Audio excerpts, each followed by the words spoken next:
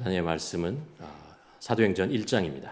사도행전 1장 1절에서 11절까지 우리 함께 교독하도록 하겠습니다. 사도행전 1장 1절입니다. 데오빌로여, 내가 먼저 쓴 글에는 무릇 예수께서 행하시며 가르치시기를 시작하심부터 승천하신 날까지의 일을 기록하였노라. 그가 고난을 받으신 후에 또한 그들에게 확실한 많은 증거로 친히 살아계심을 나타내사 40일 동안 그들에게 보이시며 하나님 나라의 일을 말씀하시니라. 그들에게 분부하여 이르시되 예루살렘을 떠나지 말고 내게서 들은 바 아버지께서 약속하신 것을, 요한은 물로 세례를 베풀었으나 너희는 몇 날이 못되어 성령으로 세례를 받으리라 하셨느니라. 그들이 모였을 때에 예수께 여짜와 이르되 주님께서 이스라엘 나라를 회복하심이 이때이니 이르시되 때와 시기는 아버지께서 자기의 권한에 두셨으니 너희가 알 바 아니요 너희가 권능을 받고 예루살렘과 온 유다와 사마리아 땅끝까지 이르러 내 증인이리라. 이 말씀을 마치시고 그들이 보는데 올려져 가시니 구름이 그를 가리어 보이지 않게 되더라. 올라가실 때에 제자들이 자세히 하늘을 쳐다보고 있는데 이르는 두 사람이 그들 곁에 서서 함께 읽겠습니다.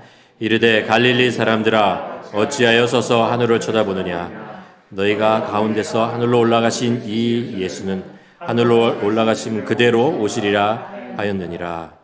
아멘. 마태복음 10장 2절부터 4절에 보면 예수님께서 택하신 12명의 제자의 이름들이 기록되어 있습니다.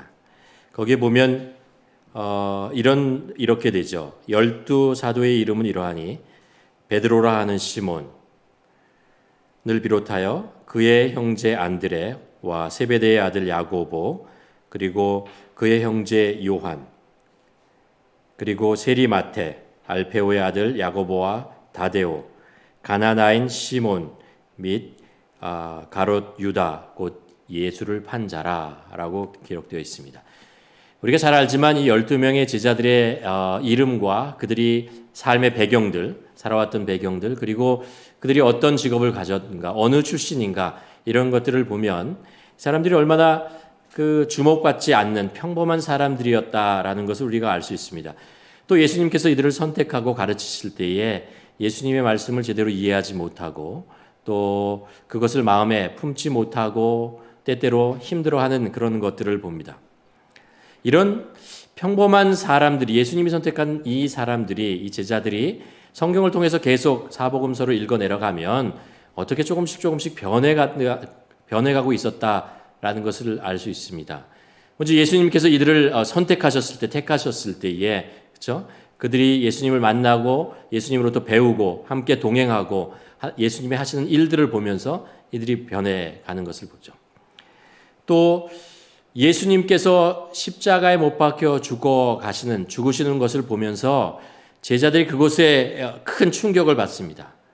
두렵고 떨리고 또 때로 실망하고 그들이 자신이 겁쟁이이며 비겁하고 실패자의 모습, 이런 것들을 또 보게 됩니다. 그러나 그것이 결코 그들이 주님 안에서 성장하는 것을 막지 못하죠.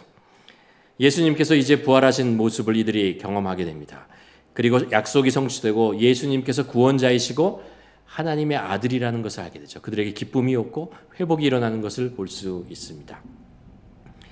그리고 이제 예수님과 함께 부활하신 예수님과 함께 동행하는 그런 시간을 갖다가 이제 예수님께서 승천하는 그런 모습을 그들이 보게 됩니다. 이 모든 과정 속에서 그 제자들이 예수님을 조금씩 알아가고 그의 신앙들이 성장하는 것을 볼 수 있습니다. 그리고 나서 이제 오늘 본문으로 오게 되는 거죠. 사복음서가 끝나고 이제 사도행전으로 들어옵니다. 이제 제자들이 가지고 있었던 마음속의 질문은 이것이었을 것 같습니다. 그 다음은 무엇일까?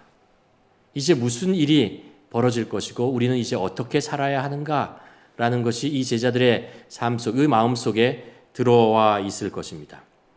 오늘 본문을 보면 부활하신 예수님께서 제자들과 40일 동안 함께 교제하였다. 그리고 하나님의 말씀을, 하나님의 나라에 대해서 이들에게 얘기했다라는 것을 기록하고 있습니다. 이 40일이라는 기간이요, 어떻게 보면 예수님께서 이 제자들을 준비하시는 것이죠. 준비시켜 주시는 것입니다. 예수님의 40일의 시간이 지나면 예수님이 이제 하나님 아버지께로 돌아가는 시간이 다가오는 것입니다. 이 제자들과 함께하지 않는 거죠. 과연 이 이후에 제자들이 어떻게 살아야 하느냐라는 것에 대해서 예수님께서 이제 준비시켜 가십니다. 오늘 본문을 이제 가만히 읽어 내려가면요, 우리가 눈에 띄는 주목해야 될 단어가 하나 있습니다. 그것이 뭐냐 하면 사도라는 거예요. 사도. 이제까지 사복음서를 보면 예수님을 따라다니는 사람을 제자라고 부르죠. 그렇죠? 예수님께서 부르셨어요.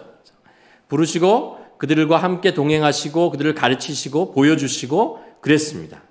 이제 그리고 나서 이제 사도행전에 들어오면 이들을 사도라고 부르고 있는 것을 봅니다. 사도라고 하는 뜻은 이제 보내심을 받은 자라는 뜻입니다.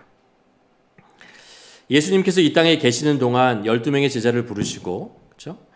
그들을 가르치시고 그들을 조금씩 성장하게 하셨습니다.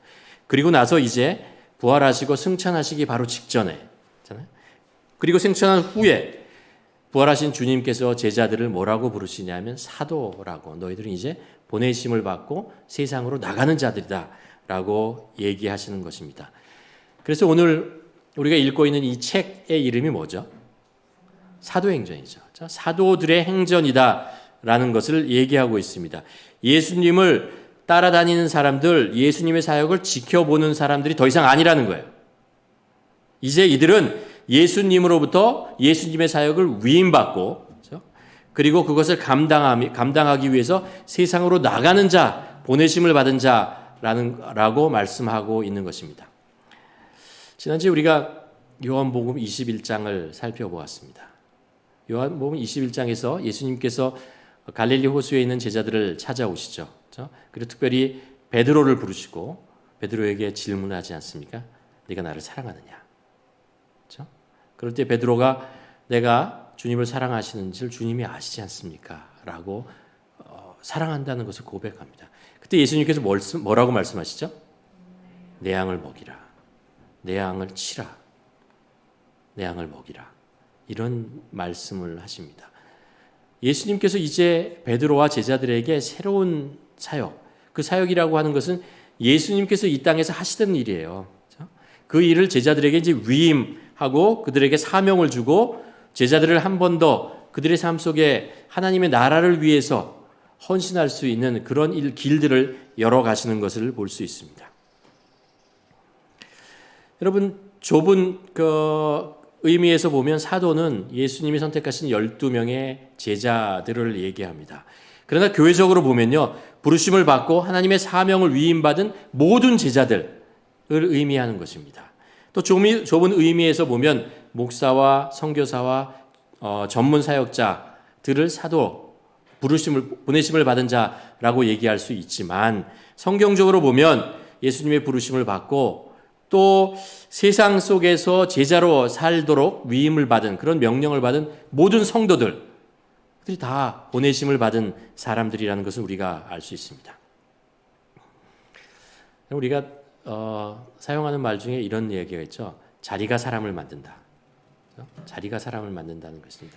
어떤 사람이 보기에 저 일을 감당하기에 경험도 부족하고 지식도 부족하고 능력도 안 되는 것 같은데, 그런 사람이 있었는데 그 사람을 그 자리에 앉히고 보니까 처음에는 잘 못해요. 그 일을 잘 감당하지 못하지만 실패도 하고 그러지만 에이 역시 그래 라는 이야기를 들을 수 있지만 조금 이제 시간이 지나고 그 일들을 감당하는 경험들이 생기고 그러면서 그 일 잘하는 거예요. 그리고 잘 감당하고 또 능숙하게 해내는 것을 우리가 보는 경우가 있습니다. 자리가 사람을 만든다는 거죠. 물론 저절로 되는 건 아닙니다. 그 일을 맡았을 때 남들보다 자기의 부족함을 알고요. 더욱더 노력하고 애쓰고 수고하고 배우고 뭐 이런 땀 흘리고 이런 과정, 가능들. 그래서 이제 조금씩 익혀가는 거죠. 중요한 것은 이것입니다. 자신에게 맡겨진 그 직책의 중요함을 아는 거예요. 무거움을 아는 거죠. 이것이 얼마나 중요하다라는 것을 알고 그것을 깨달았기 때문에 자신의 부족함을 또 알고 그것을 계속해서 애쓰고 수고하고 그 일을 감당하게 되는 것이죠. 여러분, 나에게 맡겨진 직책을 가볍게 여긴다는 것은 뭐예요? 나에게 그 일을 맡겨주신 그 분을 소홀히 여긴다는 거예요. 무시한다라는 얘기가 되는 것입니다. 우리가 이제 그 이스라엘 역사를 쭉 이제 성경 통독을 위해서 봐왔는데 그 중에 느디님이라는 사람에 대한 이야기를 우리가 읽었던 것을 여러분 기억하십니까? 느디님이라는 사람이요. 이 사람들이 누구냐 하면 성전의 그 일들을 감당했던 사람입니다. 여러분, 성전의 일을 감당했던 사람이 누구죠? 제사장, 레위인, 그렇죠. 그리고 느디님이라는 사람이 있었다는 것을 성경이 기록합니다. 우리가 제사장이나 레위인이 무슨 일을 했는지 알아요, 그렇죠? 근데 느디님이라는 사람이 무엇을 했냐 하면요, 성경에서 성전 문직이에요. 그리고 레위인들을 도와서 허드렛 일을 했던, 힘든 일들, 장작을 패고 뭐 이런 일들 있잖아요. 그런 일들을 했던 사람들입니다. 근데 이 사람들이요, 이 일을 대를 이어서 해요. 대를 이어서 합니다. 그뿐만 아니라 이 사람들이 나중에 예루살렘이 바벨론에 의해서 망해져. 그리고 나서 바벨론으로 레위인이나 아니면 제사장들과 함께 포로로 잡혀가요. 그리고 그곳에서 오랜 시간들 자랍니다. 그 생활을 하죠. 그러다가 이제 돌아오게 되지 않습니까? 그렇죠? 예루살렘으로 돌아오게 됩니다. 그때 느디딤 사람들이 같이 와요. 에스라서를 읽으면요, 레위인들이 필요해가지고 레위인들을 모집해요. 근데 레위인들은 한 3, 40명밖에 안 와요. 근데 느디딤 사람들은 한 200여 명이 자진해서 그것을 돌아옵니다. 사실 느디딤은요, 원래 출신이 뭐냐면요, 그 예루살렘에 있을 때, 유다에 있을 때 주로 포로들이었어요. 전쟁을 포로, 아니면은 노예, 이런 사람들이었습니다. 그런데 이 사람들이 이제 바벨론으로 끌려갔어요. 그리고 그곳에서 이제 그의 삶의 터전을 만들어 갔습니다. 근데 이제 돌아가자고 했을 때 이 사람들이 자진해서 돌아오는 것입니다. 왜요? 이 사람들이 하던 일들이 굉장한 일이었나요? 누가 알아주는 일이에요? 아니에요. 그럼에도 불구하고 이 사람들이 돌아왔던 이유는 뭐냐면요, 자신에게 그 일을 맡겨준 자신이 하는 일의 중요함이 무엇인지를 알았기 때문입니다. 하나님의 성전을 섬기는 것이죠. 비록 사람들이 보기에 그것이 별 볼 일 아닌 것 같이 보일지라도 하나님께서 나에게 이것을 맡겨주었다는 거예요. 우리 가정에게, 우리 후손에게 이것을 맡겨주었다라고 생각하는 것입니다. 그래서 다시 돌아오는 것이죠. 대를 이어서 섬깁니다. 성경에 보면 그 홈리와 비느하스처럼 제사장의 일 감당하는 것이지만 그것을 중요하게 여기지 않고 있잖아요. 오히려 그 자기가 맡겨진 그 직책, 제사장의 일을 더럽히는 사람이 있었다는 것을 알 수 있습니다. 그것에 비하면 느디님이라는 사람이 얼마나 그 일들을 소중하게 여기고 그리고 그 사람들이 얼마나 중요한 역할을 감당했다는 것을 성경이 잊지 않고 기록하고 있는 것을 알 수 있습니다. 그럼 우리가 하나님의 나라를 위해서, 주님의 몸된 교회를 위해서 무엇을 하고 있습니까? 하나님께서 우리에게 어떤 일을 맡겨주셨습니까? 내가 무엇을 하느냐, 내가 어떤 일을 하느냐, 사람들이 이 일을 얼마나 소중하게 여기냐, 중요하게 여기냐, 이것이 중요한 것이 아닙니다. 누가 이 일을 나에게 맡겨주시고 누가 이 일을 감당하도록 나에게 위임해 주셨느냐라는 그분이 누구인지를 안다면, 하나님 아버지, 내가 이것을 어떻게 감당해야 하느냐라는 것을 알게 되는 거죠. 우리가 그 일을 소홀히 여긴다는 것은 그 일을 맡겨진 그분을 무시한다는 것과 마찬가지입니다. 오늘 보면 사도행전 1장을 보면요, 그러니까 사도의 그 행전이 지금 막 시작하고 있는 출발절에 있습니다. 이들이 사도로서 무슨 일을 한 적이 없어요. 아직도 여전히 예루살렘에 머물러 있는 그런 상태에 있습니다. 여전히 부족한 제자인데 성경을 보면, 예수님 보면 이들을 사도라고 불러요. 여러분, 우리가 사도가 누군지 알잖아요. 사도라고 부르고 있습니다. 2절에 보면 그가 택하신 사도들이라고 얘기합니다. 4절에 보면 사도와 함께 모아 그들에게 분부하여 라고 얘기하고 있습니다. 그렇습니다. 하나님의 나라는 이렇게 부름을 받고 보내심의 사명을 받고 헌신한 제자들에 의해서 하나님의 나라가 이루어지고 세워지고 있는 것을 우리가 알 수 있습니다. 능력이 있고 자격이 있는 사람이 아니라 하나님께서 먼저 부르시고 그리고 보내심을 받은 그 사람들이 자기의 사명의 중요함을 알고 그 무게를 알고 그것에 헌신했던 사람들이 있기 때문에 하나님의 나라가 이 땅에 이루어지고 교회가 세워지는 거죠. 오늘의 본문의 말씀은요, 예수님께서 부활하신 후에 승천하시기 전에 40일간 제자들과 함께 하신 거예요. 그리고 제자들에게 하나님의 나라의 이야기를 하셨다라고 성경이 기록하고 있습니다. 이런 얘기를 하신 것입니다. 잘 들어보십시오. 예수님께서 이런 얘기를 하신 것입니다. 하나님께서 통치하신 나라가 지금 이곳에 이미 시작되었다. 그리고 그 나라가 이곳 예루살렘으로부터 시작해서 온 유다와 사마리아와 땅끝까지 계속해서 확장되어 나가게 될 것이고, 또 그래서 모든 민족과 열방과 방언과 그 나라들이 하나님을 알게 될 것이고 하나님의 그 영광이 그들에게 나타날 것이다. 그 모든 세상 끝까지 나타나게 될 것이다 라는 것입니다. 그러면서 예수님께서 제자들에게 말씀하시는 것입니다. 그런데 그 하나님의 나라가 이 땅에 이루어지고 확장되는 놀라운 일들, 그 일들에 너희들의 헌신이 함께할 것이다. 너희들을 통해서 이 일이 이루어질 것이다 라는 것입니다. 이것이 너희들의 사명이고 세상을 나가서 살게 되는 너희가 사도가 될 것이다. 여러분, 제자들이 이 말씀을 처음에 예수님으로 들었을 때 어떤 마음이었을까요? 여러분, 제자들은 옛날같이 반응하지 않았을 거예요. 저는 옛날에 주님의 나라가 이 땅에, 하나님의 나라가 이 땅에 이루어지면 저를 좌편에 앉아주시고 우리 형제를 우편에 앉아주시옵소서, 이렇게 얘기할 형편이 아니죠. 제가 제 목숨을 들여서 하나님의 나라가 이 땅에 이루어지는 것을 향해서 내 목숨을 드리고 헌신을 드리고 다 하겠습니다. 저를 써주십시오. 이렇게 얘기할 형편이 아니죠. 여러분, 그렇게 옛날에 얘기했다가 예수님께서 잡히시는 걸 보고 두려워서 걱정이 돼서 자기의 몸을 피하고 숨는 것이죠. 십자가의 그 현장에 나타나지도 않았던 자신들의 모습을, 실패했던 모습을 알죠.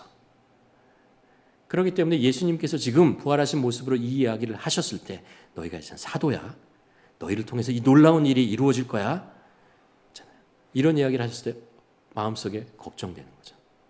아니, 주님 아시지 않습니까? 저희가 어떤 존재라는 것을 아십니까? 어떻게 저희가 사도가 될 수 있습니까? 어떻게 그 엄청난 일을 감당할 수 있습니까? 저희들에게 그런 담력과 용기가 없습니다. 그런 마음이 그들 속에 들어왔을 것입니다. 예수님께서는 제자들이 누구신지 알아요. 제자들이 어떤 사람이라는 것을 아십니다. 그런 일들을 도저히 감당할 수 없다는 것을 아셨습니다. 이들이 그런 중요한 일을 감당하면 실패할 거라는 것을 아셨어요. 예수님은 이들에게 그것을 감당할 만한 능력이 없다는 것을 아셨습니다. 예수님께서 그들의 능력과 그들의 경험과 이런 것 때문에 그들에게 이 일을 맡기는 것이 아닙니다. 왜 이 일을 맡기셨을까요? 이유는 한 가지예요. 그들을 사랑하시기 때문에 그렇습니다. 하나님의 나라가 이 땅에 이루어지고 그 영광스러운 일에 이들을 동참시키기 위해서 그렇습니다. 그리고 이 땅에 그런 일이 일어나는 감격스러운 일에 그들을 부르시고 함께 그 기쁨을 나누기 위해서 그러시는 것입니다. 하나님의 그 예수님의 몸된 교회가 이 땅에 세워지고 그것을 통해서 죽었던 사람 영혼들이 다시 살아나고 하나님을 예배하는 일들이 세계 방방곡곡에서 일어나는 그 엄청난 사건, 그 영광스러운 그 놀라운 사건에 제자들을 쓰고 싶은 거예요. 사랑하기 때문에. 우리 같이 일을 하자라는 거예요. 동참시키기 위해서 그들을 부르시고 그 땅에 그것을 보내기를 원하시는 것입니다. 예수님께서 그들 제자들의 그 재물 아니면 시간, 희생 이런 것들 이용하기 위해서 그러셨을까요? 아니에요. 여러분, 예수님이 누구십니까? 하나님의 아들 아십니까? 돌 가지고 떡을 만들 수 있는 것이고 죽었던 자를 살릴 수 있는 분입니다. 광풍을 멈출 수 있는 분입니다. 하나님, 예수님께서 원하시면은 모든 것을 하실 수 있는 그런 분 아니십니까? 왜 제자들을 이 일을 감당하도록 하시는 것입니까? 제자들을 사랑하시기 때문에 그래요. 사랑하시기 때문에 이 일들을 예수님이 하시는 일들을 우리들에게 위임하시는 것입니다. 그래서 그 일을 감당하도록 만드시고 그 일이 이루어졌을 때 그 일이 정말 하나님의 예언과 약속이 이루어졌을 때 그것을 함께 기뻐하고 감사하고, 그렇죠? 인생의 보람을 느끼게 하기 위해서 그런 것입니다. 그럼 다시 근데 이 이야기를 하면은요, 빠진 게 하나 있어요. 뭐냐 하면요, 다시 얘기하면, 다만 예수님은 제자들을 사랑하시기 때문에 그들을 부르시고 하나님의 나라를 세우는 작은 일을 위임하시고 보내시는 것입니다. 그런데 예수님의 표정이 걱정스러운 표정이었을까요? 아니요. 예수님은 걱정하지 않으셨어요. 예수님은 다 계획이 있으셨습니다. 예수님은 그리스도의 영을, 당신의 영을 그들에게 주시려는 계획을 가지고 계셨습니다. 오늘 본문에 보면요, 아버지께서 약속하신 것을 기다리라고 얘기하면서 5절에서 이렇게 얘기하죠. 요한은 물로 세례를 베풀었으나 너희는 몇 날이 못되어 뭐라고요? 성령으로 세례를 받는다. 성령으로 세례를 받는다라는 거죠. 예수님께서 이제 제자들을 떠나십니다. 아버지께로 가십니다. 승천하시는 것이죠. 그렇다면 어떻게 제자들끼리 이 일을 감당할 수 있겠어요? 그 방법이 뭐냐면요, 예수님의 계획이 뭐냐면 성령을 이들에게 보내주신 거예요. 성령. 그리스도의 영을 이들에게 보내주신다라는 것입니다. 여러분, 예수님께서는 이미 제자들에게 이 말씀을 요한복음 14장, 15장, 16절에서 말씀하셨습니다. 요한복음 14장 15절 보면요, 이렇게 얘기하죠. 너희가 나를 사랑하면 나의 계명을 지키리라. 내가 아버지께 구하겠으니 그가 또 다른 보혜사를 너희에게 주사 영원토록 너희와 함께 하리라 라고 얘기합니다. 그는 진리의 영이라 세상은 능히 그를 받지 못하나니 이는 그를 보지도 못하고 알지도 못함이라. 그러나 너희는 그를 아나니 그는 너희와 함께 거하시며 또한 너희 속에 계심이겠음이라. 내가 너희를 고아와 같이 버려두지 아니하고 너희에게로 오리라고 말씀하십니다. 또 다른 보혜사가 뭐죠? 우리 그리스도의 영이죠. 성령님이시를 얘기합니다. 성령님이에요. 성령님을 제자들에게 보내주신다라는 것입니다. 그리고 제자들이, 여러분 우리가 잘 알지만 제자들이 예수님과 함께 하는 동안은 두려워하지 않았어요. 제자들이 예수님과 함께 할 때는 뭐든지 할 수 있다고 생각했어요. 자신이 하는 건 아니니까. 예수님께서 하시는 거니까. 그들에게 놀라운 능력이 나타나고, 그것을 경험하고 보게 된다는 것을 알았어요. 적어도 예수님과 함께하면 그들이 세상에 두려울 것이 없다라는 것을 알고 있었습니다. 그 예루살렘 성전을요, 당당하게 들어가지 않았습니까? 그렇죠? 많은 사람들이 환호했던 것을 압니다. 두려워하지 않았습니다. 그리고 오늘 본문에 뭐라고 얘기합니다. 그분은 너희와 함께 한다라고 해요. 함께 한다는 것은 외적으로 함께 하신다는 것입니다. 예수님께서 그들을 동행하시고 인도하시고 이끄시고 보호해 주신다라는 것입니다. 그리고 뭐라고 얘기하시면 너희 속에 계신다라는 거예요. Within you. 우리 안에 계셔서 우리 안에 힘이 되시고 능력이 되시고 지혜가 되시고 우리의 성품이 되시고 우리의 생각을 지배하시고 우리의 삶을 완전 내적으로부터 우리의 삶을 변화시키시고 그 일을 감당할 수 있도록 만들어 가신다라는 것입니다. 누가 그렇게 한다고요? 성령님께서 계신다. 예수님은 우리들의 인생에 다 계획을 가지고 계십니다. 절대 우리를 고아와 같이 내버려 두시지 않으십니다. 특별히 우리에게 어떤 일을 맡기시면요, 더욱 성령님의 도우심의 능력을 경험할 수 있도록 우리에게 기회를 주시는 것입니다. 그래서 오늘 본문에서 예수님께서 제자들에게 당부하는 말씀이 있어요. 4절에 보면, 여러분 4절 말씀 우리 함께 같이 한 목소리로 한번 읽도록 하겠습니다. 시작. 사도와 함께 모이사 그들에게 분보하여 이르시되 예루살렘을 떠나지 말고 내게서 들은 바 아버지께서 약속하신 것을 기다리라 라고 얘기합니다.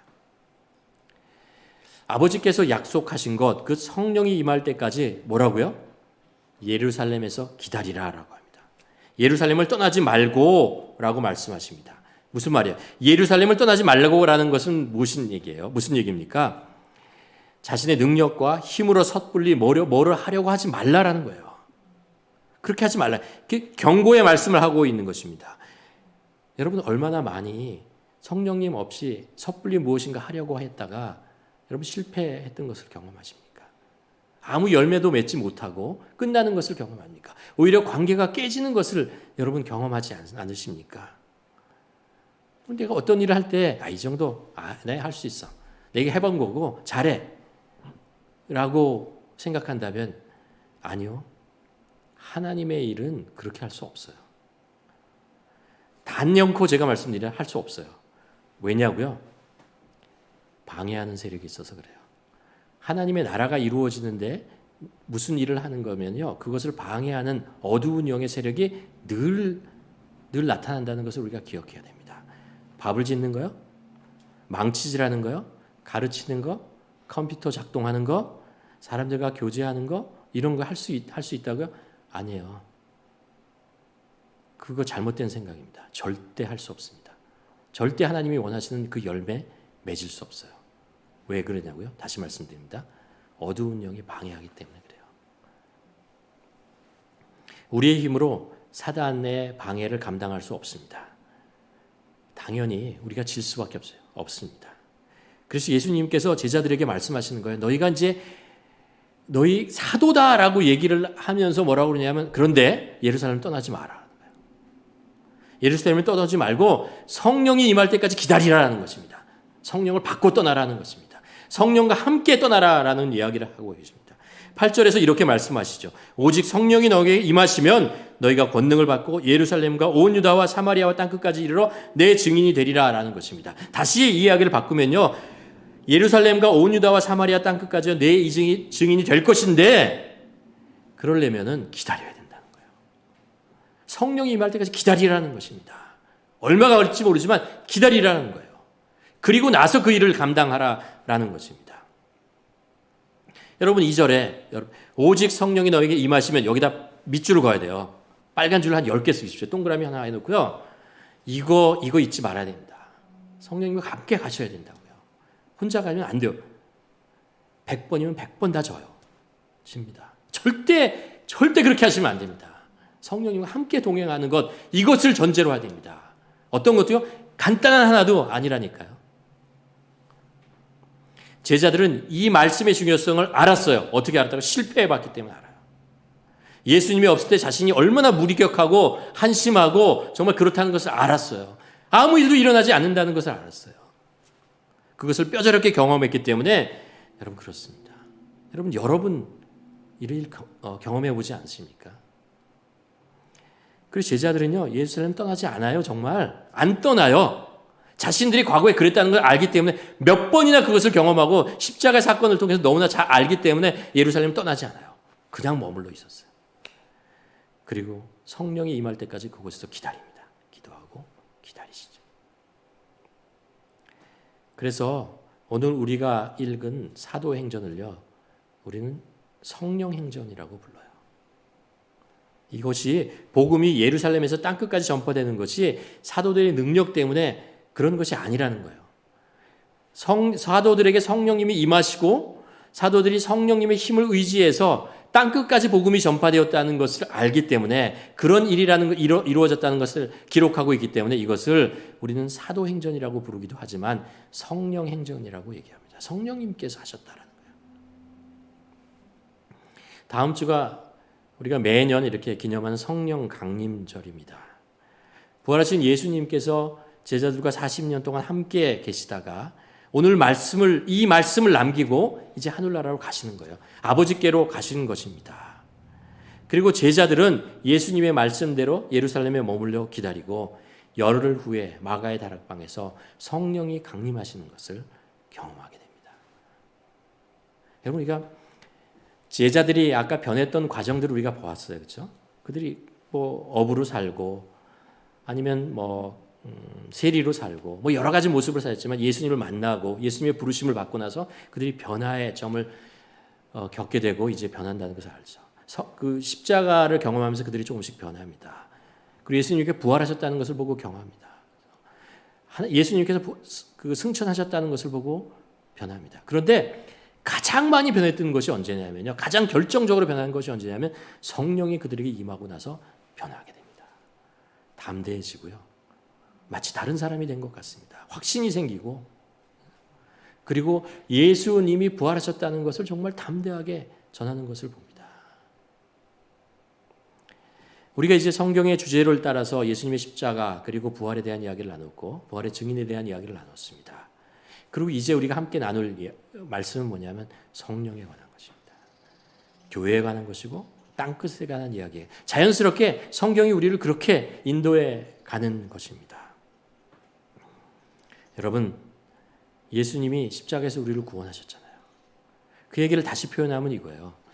우리가 십자가의 죄 때문에 우리가 달려 있었는데 예수님께서 우리를 구원하시기 위해서 그 위에 자진해서 올라오셨어요. 그리고 우리를 십자가에 못 박았던 그 모든 것들을 다 빼시고요. 우리를 내려보내셨어요. 그리고 예수님께서 대신 거기 십자가에 못 박히고 가시밀령을 쓰고 죽으셨습니다. 그렇죠? 그리고 장사되어졌습니다. 그리고 부활하셨어요. 부활하시고 그리고 이제 죽음의 권세를 이기시고 첫 열매가 되고 하나님의 아들이라는 것을 이제 만천하에 알리시고 그리고 이 놀라운 사건, 이 사건이 우리들에게만 머물러 있는 것이 아니라는 것입니다. 예수 그리스도를 예수님께서 이런 일들을 하시고 하나님 아버지께서 그렇게 사랑하신다는 것, 이것이 우리의 영혼을 살릴 수 있는 그 복음이라는 것을 이제 만천하에 알려야 한다는 것입니다. 그래서 그들에게 말씀하시는 거예요. 너희들은 부활의 증인이다. 사도의 역할이 뭐예요? 세상에 나가서 전파하는 것이 뭡니까? 왜 세상을 나갑니까? 부활의 증인이 되기 위해서요. 이 일을 감당하라라고 말씀하시는 것입니다. 우리가 이 일을 하나님께서 나에게 주신 사명이라고 생각하고 내가 있는 그곳, 어디든지 내가 가는 그곳에 나는 부활의 증인으로 쓰는 자다 라는 것도 우리가 잊지 않고 나아갈 때 누구와 함께요? 성령님과 함께 나아가요. 그래서 우리가 매일 기도해야 돼요. 매일 하루를 시작할 때 우리가 기도해야 돼요. 성령님 오늘도 나와 함께 하여 주시옵소서. 성령님께 내 안에 나와 함께 내 안에 계시다는 것을 내가 잊지 않게 하여 주시옵소서. 기도해야 되고 성령의 능력으로 내가 이 일을 오늘 일에 감당하게 하여 주시옵소서라고 매일 고백하고 주님을 의지하고 성령님을 의지하고 살아야 합니다. 매 순간마다 이것을 고백하며 살아가야 됩니다. 그것이 우리를 제자들과 함께 제자들처럼 이렇게 변화시키는 일이에요. 그 능력입니다. 여러분, 우리가 이제 사도행전에 있는 말씀들을 몇 번 또 나누게 될 텐데 여러분, 우리의 마음속에 기억해야 될 것이 이것입니다. 십자가, 부활, 그 다음 뭐라고요? 사도, 그리고 성령님입니다. 이것을 기억하며 내가 부름받은 자이며 세상으로 보내심을 받은 그 일을 감당하는 성령님의 능력으로 성령님을 의지해서 그렇게 사는 자라는 것을 고백하며 사시는, 매일매일 사시는 우리 모두가 되기를 주님의 이름으로 간절히 축원합니다. 우리 한번 기도하시겠습니다. 우리 한번 기도했으면 좋겠습니다. 나에게 부활의 은혜와 그리고 십자가의 은혜와 부활의 그 놀라운 생명이 우리 안에 임하셨다는 것을 기억하고 이제 주님께서 똑같아요. 승천하시기 전에 제자들에게 그렇게 당부하고 그리고 그들에게 사명을 주었던 것처럼 똑같이 우리에게 같은 사명, 같은 당부를 하고 계시다는 것을 얘기합니다. 예루살렘을 떠나지 말고 하나님이 약속하신 그분이 오실 때까지 성령님의 능력, 권능을 받고 그리고 세상 속에 부활의 증인으로 살 수 있도록 살아야 합니다. 우리 이 예수님께서 우리에게 당부하시고 위임하시는 이것을 하나님께서 나에게 주시는, 주님께서 나에게 주시는 그런 사명이고 삶의 이유라는 것을 우리가 고백하며 주님, 제가 보내심을 받은 자로 살게 하여 주시옵소서. 성령님을 의지하며 살게 하여 주시옵소서. 성령님을 더 알고 성령님과 교제하며 성령님을 의지하고 그분의 말씀에 순종하며 또 이 일을 감당할 수 있는 저희들 되게 하여 주시옵소서. 함께 기도하도록 하겠습니다. 하나님